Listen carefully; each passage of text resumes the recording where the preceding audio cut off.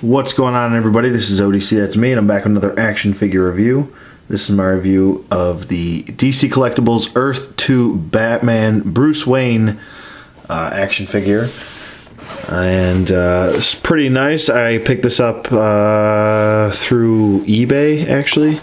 I got a pretty good deal on it, so... but this is him in the packaging. I'm just going to dive straight into it. Pretty nice packaging. I do like this new DC Collectibles packaging. They have had different versions of their packaging throughout, but I'm not going to get too much into that. This is their pretty much priority packaging, I guess, if you want to go that route or say that. Anyway, it's got a nice window display in the front. It's got the it says Batman Bruce Wayne Earth 2 New 52 Batman. So on the side you have a silhouette of Batman. On the other side you have a picture of the figure, and on the back you have Earth 2 Hawkgirl, Earth 2 Superman, and Earth 2 Wonder Woman, which I actually have to get around to reviewing sometime soon. I do have her. I would like to pick up Superman, and actually this whole Earth 2 line is pretty decently done. I do like the way all of the figures look. So there you go. So yeah, there we go. Let's get Earth 2 Batman out of packaging and take a closer look at him. We'll be right back. Okay, and we're back with Earth 2 Bruce Wayne Batman out of packaging, and he looks really nice. He's, I mean, definitely the sculpting on this guy is very well done. I don't see really any paint problems or anything like that. Maybe a little bit of a defect on his cape right here. I'm not sure what that's about, but I'll have to take a closer look at that in a second. But other than that, pretty nice.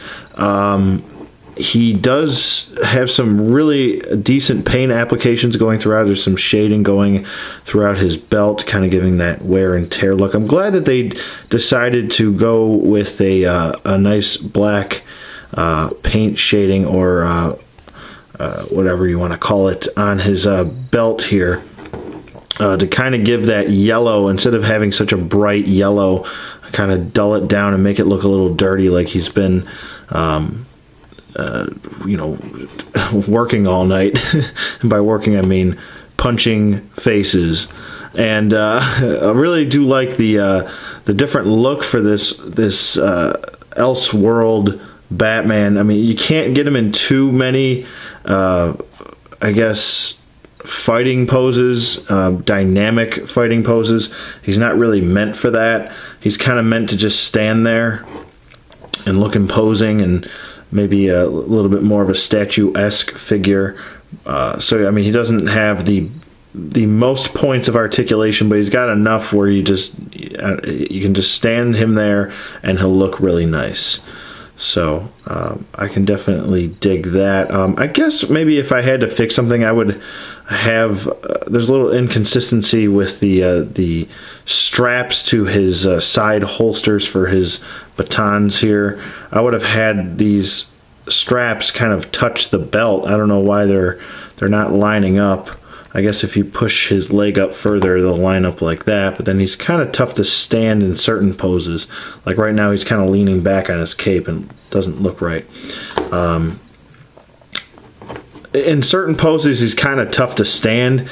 If you have the legs both straight like this, he's not too bad, but he's a little bit back heavy, and the ankles really could have benefited from an ankle pivot. Even just a small rocker would have been nice, or pivot on the ankle would have been much easier to stand him, I think, because the cape does give him a little bit of weight in the back, and it kind of pulls him back. Like right now his legs are completely straight, but he still kind of doesn't sit exactly flush. I mean, he does stand, and that's the important part, but you would like to get him into like kind of like a dynamic pose, especially if you have him posed with his batons in here. But he does hold his batons pretty well, or screaming sticks, or whatever you want to call them. And they do fit into his holsters right here on his side, like they're meant to be. There we go. I'll just pull this one out. So they do fit in very nicely, like so. That's what he looks like with his holsters in. You can have them holstered or not holstered or whatever you want. But I do really like it. I mean, I was looking forward to picking this Batman up. I have the Earth 2 Thomas Wayne Batman, which I'll do a little comparison in a little bit of those two. And yeah, so pretty cool.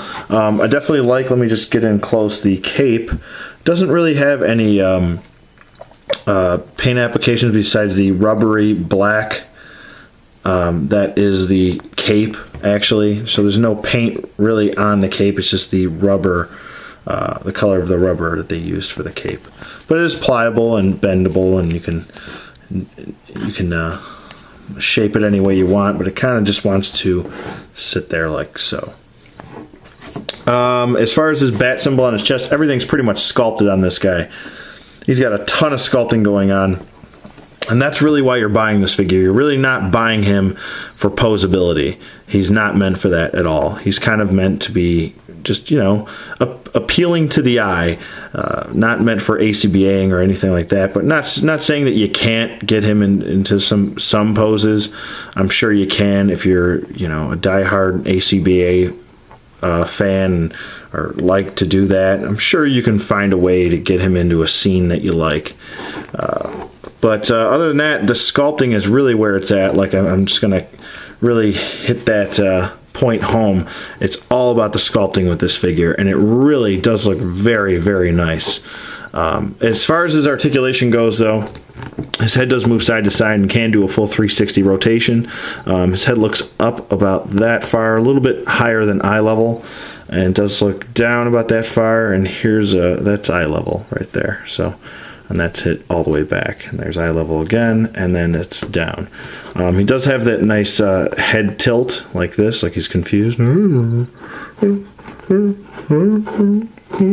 where are you? And his arms go up about that far. Not the best range of motion in the shoulders for the arms, but that's about as high as they go right there.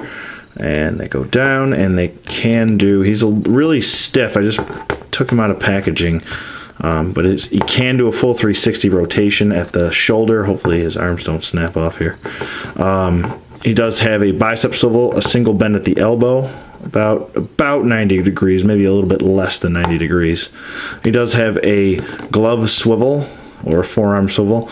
No wrist hinge or anything like that because of the it would kind of stop the sculpting, and you have this cut joint. So there's no wrist swivel of any kind, actually. No waist swivel, no ab crunch. His legs do go forward about that far.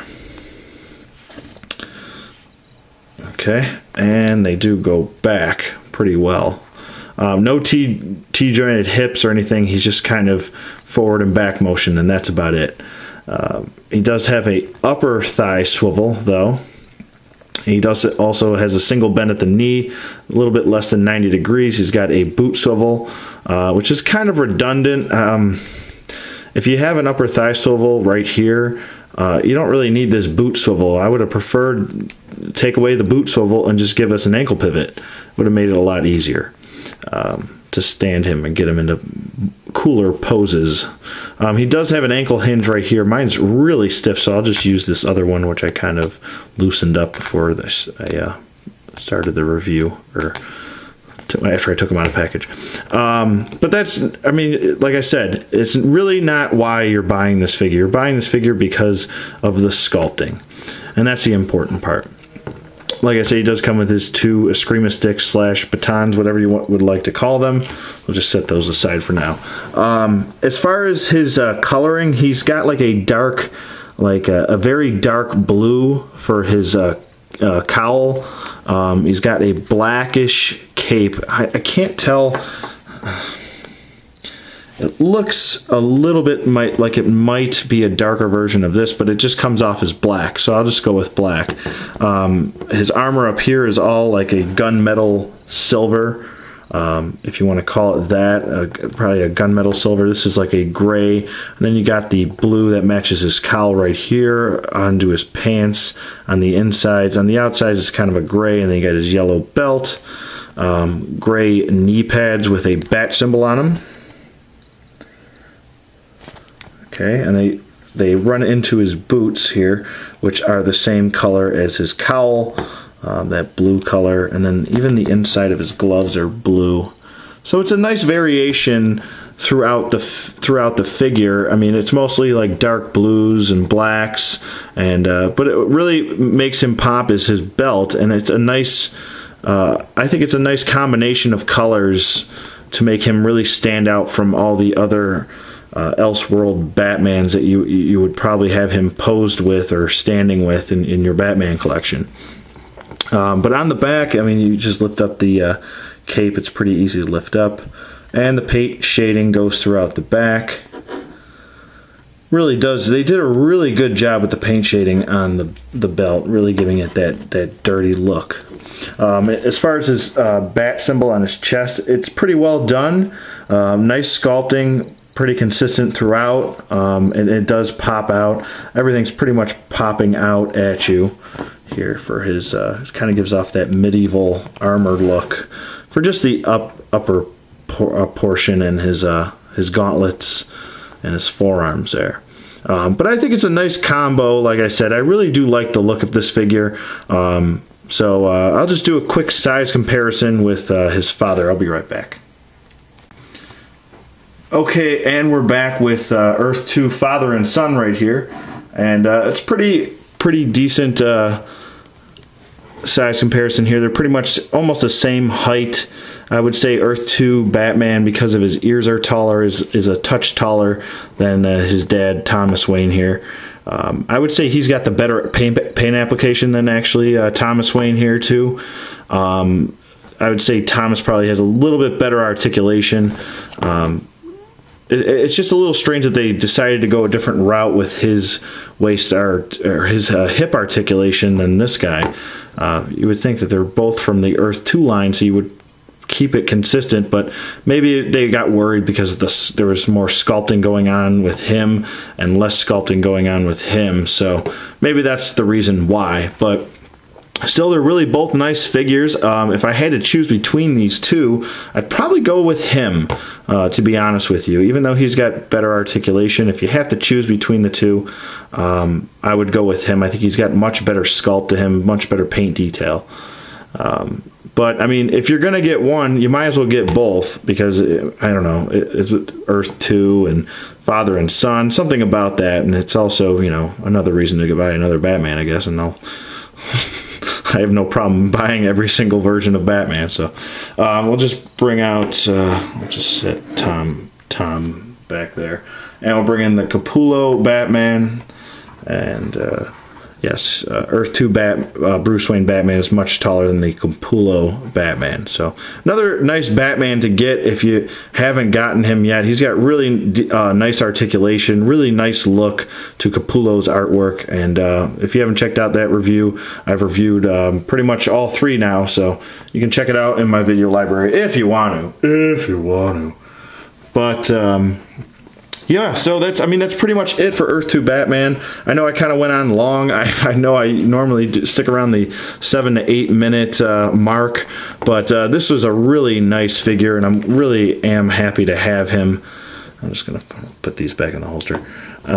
So definitely, I would definitely recommend this figure. He's really nice. This is kind of going back to the old school ways of before DC Collectibles, before they did the name change. They were called DC Direct, so this really does remind me more of a DC Direct figure, and I don't have a problem with him having all this articulation like a Marvel Legend or a DC UC. So I would definitely recommend this figure. I'm going to shut up now. And so I hope you guys enjoyed this review. Definitely 2 thumbs up. I really like this figure. I hope you guys enjoyed it. Let me know what you guys think in the comments below. Thank you for watching as always, and I will see you guys on the flip side.